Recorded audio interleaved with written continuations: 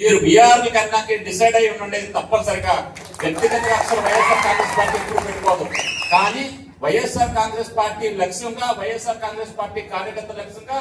నీ చేతిలో పవర్ ఉంది కాదు, నీ చేతిలో లాఠీ ఉందని కానీ ఇష్టం వచ్చినట్టు చూపిస్తే రాబోయే 5 సంవత్సరాల్లోనూ నీకు తప్పనిసరిగా శ్రీకృష్ణుడి జన్మస్థానాన్ని చూపించే రోజు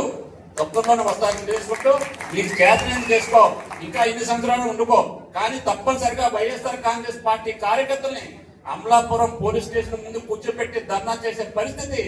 రాణించుకోకుండా హెచ్చరించుకుంటూ ప్రతి ఒక్కరిని కూడా సమానంగా చూడు. పార్టీలకు అతీతంగా నువ్వు ప్రభుత్వ ఉద్యోగంగా పార్టీలకు అతీతంగా పనిచేయ తప్ప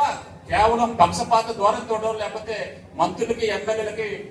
మేలు చేయని విధంగా నువ్వు అతిగా ప్రవర్తిస్తే మాత్రం రాబోయే రోజుల్లో 5 సంవత్సరాలు కూడా